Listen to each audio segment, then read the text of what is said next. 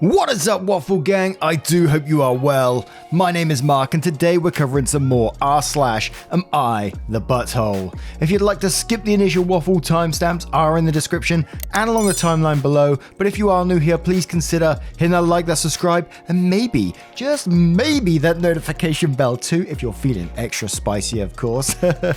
And if you're a cheeky so-and-so, you can click that join button down below to join through YouTube, or that Patreon link in the description to join up there. It is very much appreciated. And with that being said, I don't know why I'm spinning in my chair right now. That doesn't help with a microphone. Let's get started. Much love, guys. Now, our first story comes from a throwaway account. Am I the arsehole for invalidating my mum's depression?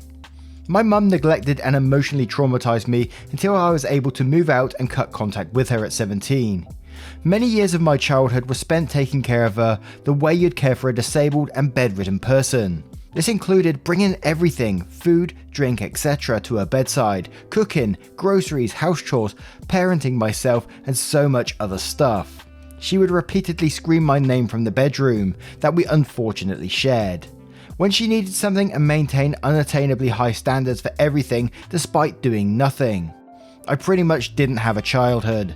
We never left the house. She deliberately sabotaged my social life because she was jealous of me not spending time with her. So I had no friends. She also had some severe anger issues.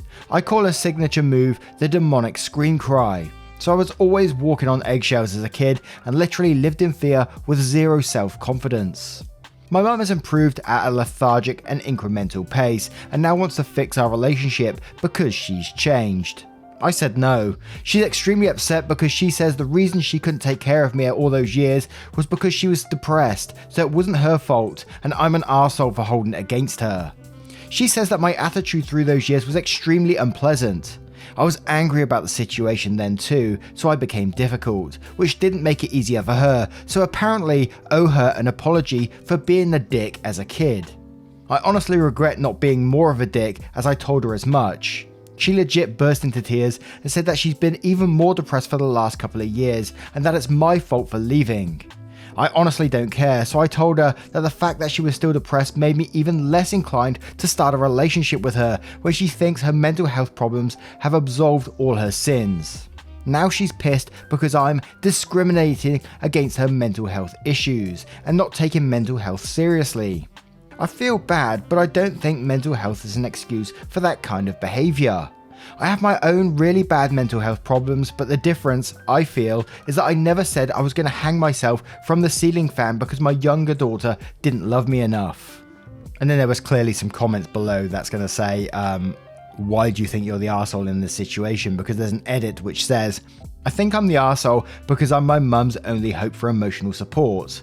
She has no friends and the rest of our family is mean to her, so she can't turn to others for help.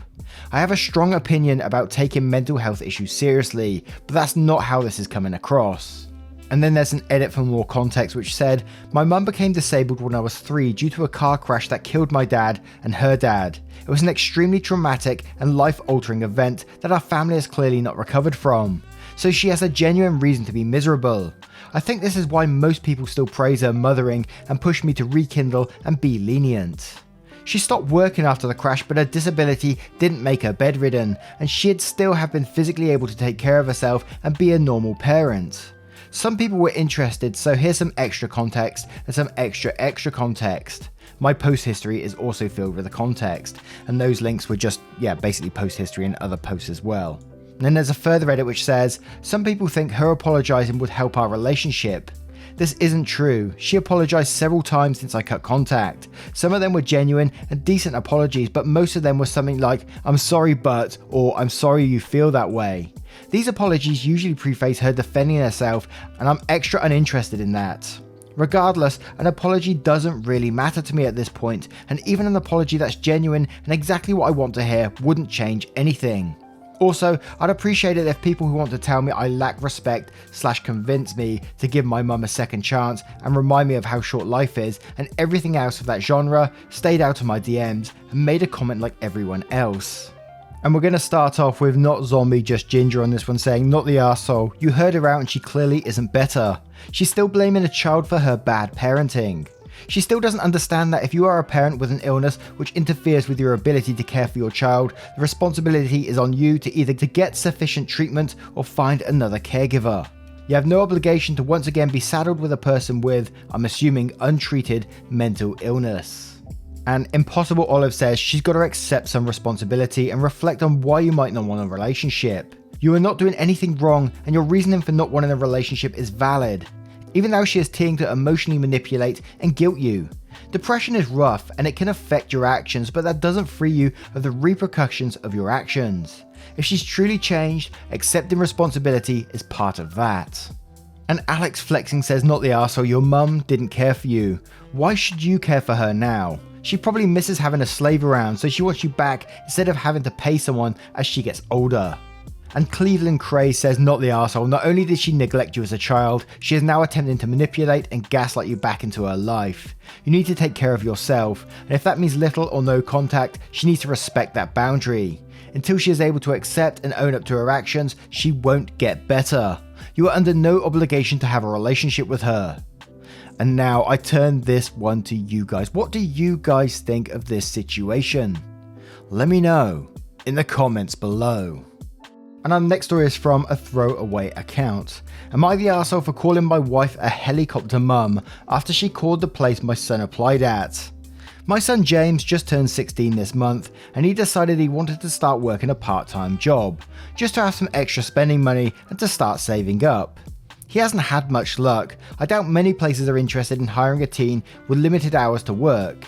James started to get annoyed with my wife after he found out she submitted a few applications for him. We had a whole talk about that and reminded that James wants to do the job hunting on his own. Over a week ago, James applied at a local clothing store he likes to shop at since he's familiar with the place. He was told the usual line when he spoke to the hiring manager: "We'll review your application and give you a call." He was really to hope to get this one, but after a week, he figured they were not going to call. Earlier when I got home, there was some tension. James was locked in his room and my wife seemed upset. I spoke to him first and he told my wife called the store earlier and berated the hiring manager for giving my son false hope and lying to him about giving him a call when they clearly weren't going to. James heard the call from upstairs because she was yelling, and when he confronted my wife, she said she was just as angry on his behalf. They should have called him anyway to let him know he didn't get the job, but obviously they are only going to call the applicants they actually plan to hire. He's angry at my wife right now for interfering, and now he's going to be too embarrassed to go into that store again since they know who he is. I also confronted my wife and she kept saying that she was only looking out for him. However good her intentions were, I told her she needed to stop being a helicopter mum here, or she could ruin opportunities for him by interfering. My wife went to our room and shut the door. James wants an apology from her for embarrassing him. My wife says she did nothing wrong and is mad at me for calling her that. She said I was the one being an ass for not caring if our son finds a job, and it's not fair for me to criticize her when she at least gives a damn. With the way she's being right now, I have to ask if maybe I went too far and was an arsehole for calling her a helicopter mum. I think this is just one of those situations where the truth hurts. She is being a helicopter mum in this, and with experience myself, my very first job ever was in a clothing store that's renowned for taking on like 16, 17-year-olds straight out of school, people just looking for a bit of extra money, and it's a pretty well-known store in the UK. I was working like 12 o'clock at night until like 6 in the morning. I was like tagging clothes, exciting stuff, right? But they hired a lot of people, and you often heard is like parents phoning up on behalf of their children to try and get a job, and they would never get a job if they can't phone themselves or they can't approach the store themselves and apply. There was no way they was getting a job just because of that. So what mum did in this situation is basically sabotage any chance he had. I don't blame James at all for being pissed off in this situation. I would be too, especially when he is actually trying himself as well. Let the guy try, man. It's the only way he's going to get that life experience he needs. But Waderman says, at least your son recognizes that his mother is way out of line. That saves you the worry that he will grow up to be a weak and scared because of an overbearing mother. Woo, not the arsehole. And Ronit says, not the arsehole. What your wife accomplished is everyone knowing your son as the guy whose mum calls and berates the manager for not hiring the guy. What did she actually want to accomplish with her little shouting match? angry on behalf of the son. Nah, that's a load of bull. She's actively interfering in your son's life, making her a helicopter parent. And Sleuthing Sloth says, not the arsehole. One call from a parent will send any teen's application to the bin. She owes your son an apology and needs to step back. And Quietly Consumed says, not the arsehole. Kid has basically zero chance of getting that job now. She went too far. And Nomendacius Rex says, not the arsehole. No employer will want to hire your son with your wife sticking her nose in. And word does get around. Your wife is totally 100% the arsehole here. Now, I turn this one to you guys. What do you guys think of this situation? Do you have a different opinion on the matter? Let me know in the comments below. And our next story is from Effort Top. Am I the arsehole for not lending my fiance $2,000 and telling him that if he can't pay rent to me, then he has to leave my house? I, 22 female, have been with my fiance, 30 male, for 5 years. We've known each other for much longer because he was the son of a family friend. My fiance is not responsible with money. He owns 2 cars, buys a new video game every week, and eats out more than he should. Our finances are not combined, so it does not bother me as much as it would otherwise. I'm a lot more responsible with money. The other day he told me that he needed $2,000 as he was down to his last $40. I was frustrated and told him I'm not a bank and he needs to manage his money better. He then told me he has bills which will be direct debited from his account next week. I asked him when his next paycheck is and he told me it will be on Friday, but he has to pay me rent and electricity. Nowhere near $2,000. I suggested to him that if he needs $2,000 then he should sell one of his cars, but he refused. I told him that I was sorry, but how will he pay me $2,000 back? He proposed that I charge him less in rent so he can pay me back sooner. I told him no, he only pays $100 a week in rent. Well below market value, despite the fact that I live in a 2-bedroom home, and he turned the second bedroom into a gaming room without my permission. I wanted it to be a sewing room but let it slide to keep the peace. A mistake, I know that now. I tell him that he can wait until he gets his paycheck to pay me rent, but that if he doesn't do it then, he needs to find another place to live. I have a mortgage to pay. It's only me on the deed, so it's not like I'm absolutely swimming in money. He left to stay at his mother's house and obviously told her what I had said, because next thing I know, I'm getting non-stop calls and texts from my mother who is telling me that she didn't realise she raised me to be so selfish. Even my sister who hates my fiance is telling me I'm in the wrong. Edit, well, it's been 35 minutes and I have a lot to think about. So dude is 30 years old, still can't manage his money, owns 2 cars, buys video games every week and can't pay you $100 a week. Hell no, you're not the arsehole in this situation. And how dare your family members say otherwise? And I almost burst out laughing in the middle there when he turned around and said that he proposed I charge him less in rent so he can pay me back sooner. How the fuck does that work? What an absolute cheeky bastard, right? But Ronit says, let's play my favorite game. Count the red flags. Number 1, he started dating you when he was 25 and you were 17. 2, he is 30 now and can't manage money. 3, he has multiple cars and is basically living paycheck to paycheck. 4, he lives with you and pays $400 a month in rent. What does he do for work? 5, he takes over your home without your permission. 6, he asks you to give him $2,000 and proposes to pay you back by you charging him less in rent. 7, he runs home to his mum to complain about shit. 8, his mum calls your mum and sister and they give you shit. What the fuck? I could go on, but you get the point. You do, right? I'm tempted to call you the arsehole if you don't. Not the arsehole, for now though. And Elin says, not the arsehole, 22 is rather young to be a mother these days, but you seem to be a natural at parenting and setting rules and boundaries for a child. And Zombie Draft says, not the arsehole, honestly, you should reconsider the engagement. He doesn't pull his own weight in the relationship. The game and room story tells me he doesn't really respect you and see you as an equal. Maybe because of the age difference and him knowing you as a kid, it is hard for him to see you as a grown-ass woman. Don't let him walk all over you. You don't want to be with someone long-term who isn't responsible with money, especially if you want to have kids, but also if you don't want any. And Sleuthing Sloth says not the arsehole if he can't pay you $100 per week but can have multiple cars, eat out often and buy games often, then he's comically bad with money. Strike 1. He didn't sell one of his cars and came to you for money, instead showing a severe lack of personal responsibility. Strike 2. He then went to complain to mummy. Strike 3. He's clearly not ready to adult yet and I don't even know why you're with him. And Lay says, and quotes, he proposed that I charge him less in rent so he can pay me back sooner.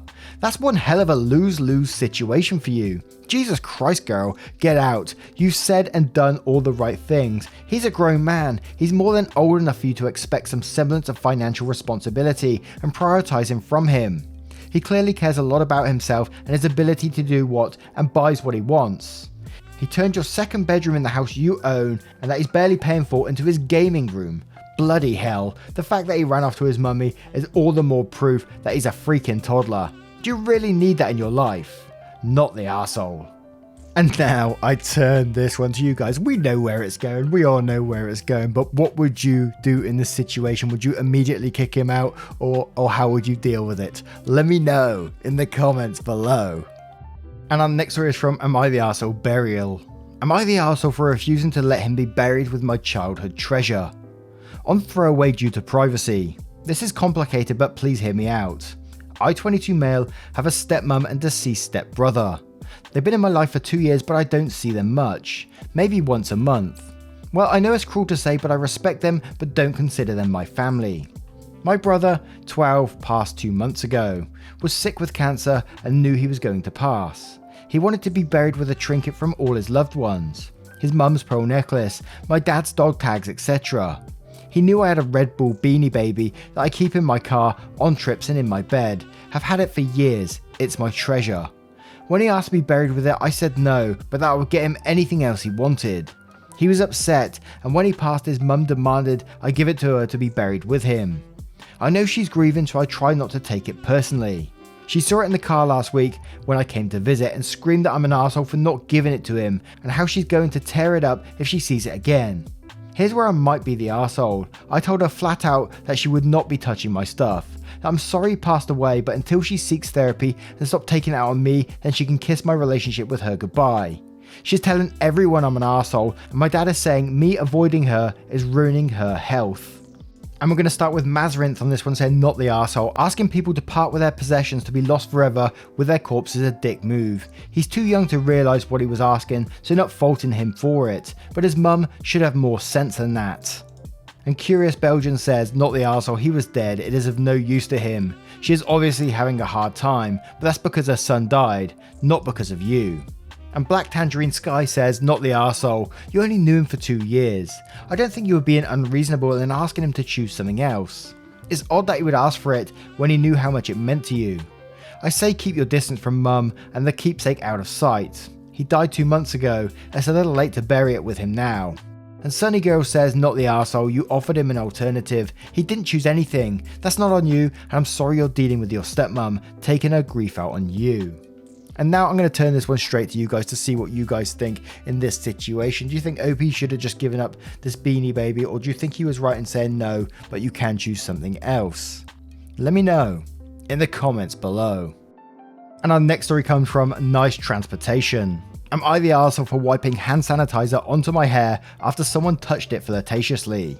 I went out with this guy and knew the instant I saw him that I did not find him attractive whatsoever, and was not going to. His pictures weren't really misleading per se, but they also didn't really show his appearance very effectively either. I'm a very awkward person with Asperger's and didn't know what to do, so I politely sat through the date. He repeatedly brought up how beautifully he found my hair. I have red hair and certain people fetishize it, which I hate. I didn't know he was that into my hair until we were on the date. I tried to change the subject to neutral things. Anyway, after a polite amount of time I said I had to go and he insisted on walking me to my car. I opened my car door between us so that in case he tried to have some physical goodbye, there would be a barrier. I said goodbye to him while standing on the other side of my car door and started to get into my car. He then reached his hand across my door and put it on my head and stroked my hair. The fuck? I was filled with discomfort and I'm something of a germaphobe. I keep liquid hand sanitizer in my car door, so I squirted it into my hand and rubbed it onto my hair, then drove off. He then texted me and said I was very rude and I deleted his contact. What I want to know is, was I rude to use the hand sanitizer? It was just my natural reaction. I hated the feeling of his germy hand on my hair.